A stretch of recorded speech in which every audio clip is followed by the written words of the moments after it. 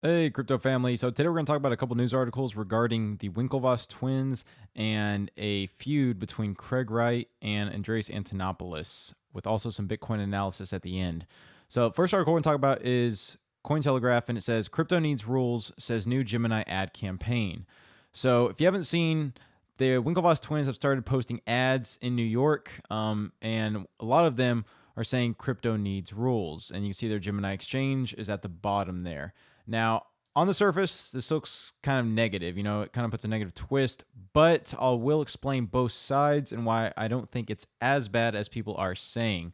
So it says the Gemini Cryptocurrency Exchange, founded by the Winklevoss twins in 2014, is calling for better regulation of the crypto space in a new ad campaign, the Wall Street Journal reports January 4th. It says placards on taxis and a New York City subway contain slogans like crypto needs rules, while simultaneously suggesting that Gemini already provides a regulatory compliant exchange for investors.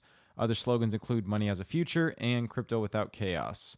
So basically what they're saying is, okay, there needs to be regulations, there needs to be rules in crypto, not necessarily to make crypto more centralized or to make it more controlled by the government, but more so in a sense where investors can have confidence to invest in the market and to get that mainstream adoption. Because you as I all know that right now, a Bitcoin ETF isn't going to be approved if there's not more regulation and less manipulation in the market. So all the Winklevoss twins are saying is bringing it to light that, hey, regulation needs to happen. There needs to be some more rules in here so that we can get the majority of the world into cryptocurrencies. So it says, quote, we believe that investors coming into cryptocurrencies deserve the exact same protections as investors in more traditional markets, adhering to the same standards, practices, regulations, and compliance protocols. So again, this is a very, very fine line with how much regulation cryptos need.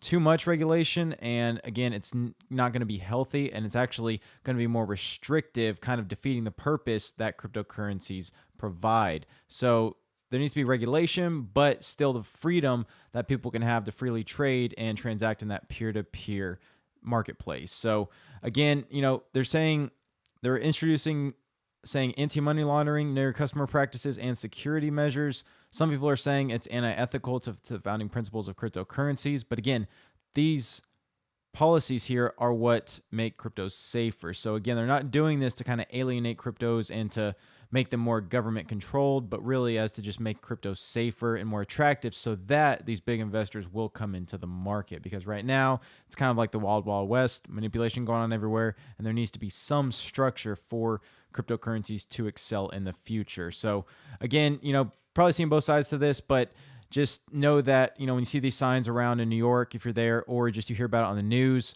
it does look like it's negative, that they're trying to put a spin on it, but they're actually just trying to point out the positives and what crypto can be if they get rules and there's more regulation. So just wanted to bring that up. And then the second article here is by Cryptonews, and it says, shots fired. Craig Wright calls Bitcoin evangelist Andreas Antonopoulos blank coin expert. So he's basically saying that Andreas Antonopoulos doesn't know what he's talking about. He knows about all these other altcoins, but he doesn't know anything about Bitcoin. And it says, quote, word of warning, the renowned blank coin expert Andreas Antonopoulos is as far as anyone can come to understanding Bitcoin. The only thing correct is how to spell Bitcoin. If you want to learn Bitcoin blockchain, avoid the anarchist priest. Sorry, nothing he tells you is right. So this is coming from a guy who was one of the reasons why Bitcoin fell so much. He was the reason why the Bitcoin Cash hard fork was, all over the place, and basically saying, I'll kill every other coin if I have to because I want Bitcoin SV to be the coin. So again, this guy is out of his mind. He has so many crazy opinions. And again, he has a small follower base, but I mean, this guy don't really believe anything this guy says. He knows some stuff, but most of the stuff he says is just off the wall and really doesn't have any standard backing. He just likes to point fingers at anyone that disagrees with his opinion. So again, Craig Wright, he also claims he's Satoshi, and I think there's maybe a 0.0001% chance he actually is, because I mean, it's just, if you look at what he says and just, how he's progressed over the years, you can see exactly why a lot of his opinions don't have a lot of weight to them. And it says here, challenged by a follower on why he was undermining Antonopoulos when he has proved himself to be a prolific Bitcoin advocate, Wright argued that was not the case, saying the only authority the writer of the, quote, Mastering Bitcoin and the Internet of Money series of books has is on the SegWit coin. So he also disagrees with the Lightning Network. He says people who object to Lightning Network are vehemently against off-chain trusted third-party custodial, but by resisting SegWit are actually encouraging and feeding centralization into more counterparty risk through centralized intermediaries. So again, as you know, the big problems with Bitcoin is the scalability issue, and Litecoin, or sorry, not Litecoin, but the Lightning Network is a solution that was introduced early on and since then has grown to transact, millions of transactions, and it's actually grown a lot, and it's just an exponential growth right now. The more people that use it, the more it's used, and basically what it does is it kind of blocks, all certain transactions into one, if you want to call it one block, or it compiles them to basically make it easier. That's not just one single transaction. It's actually compiles them into a group. So again, it's been doing great, and basically Craig Wright is saying that it's not going to help Bitcoin. It's only temporary. So again, whether you believe Lightning Network is good or not, it is helping with the transactions and, fitting more transactions together to help enhance, the amount of transactions that can be transacted. But still, the way he comes across is basically, I'm right, you're wrong. There's nothing you can say to prove me wrong. So again, it's, I don't know how long this little feud is going to go on, but I figured I'd bring it up. Just if you see any things on Twitter about it, basically that's what happened. So he's kind of going crazy right now.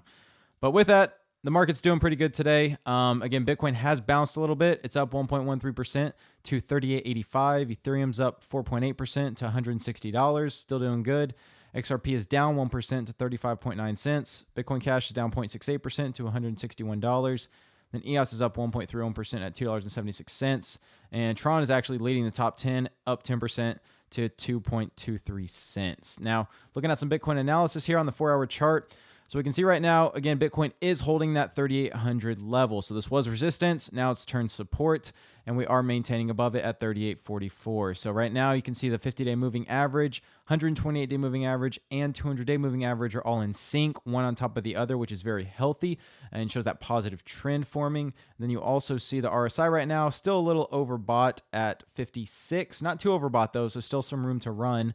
But again, we're going to have to look at this next level here, actually around the 3,900, which has proved some resistance. So short-term resistance at 39. Then if we can break that 4,000, that's really when we can start looking towards this $4,200 to $4,300 level of resistance and staying above that. So I know a lot of people are actually looking at 4,500. If we break above that and stay above that, that's when we can really start to turn bullish from this bearish sentiment that we have had over the past couple of months. So again, we're going to have to see what happens with that. Hopefully we can get some more volume coming in and continue this reversal. So with that, if y'all had any questions, please leave them in the comments below. If you like the video, please comment, like the video, and please subscribe if you haven't. Really helps me out. Try to provide the best news when I can, and again, provide the latest analysis. So with that, till next time, thanks for watching.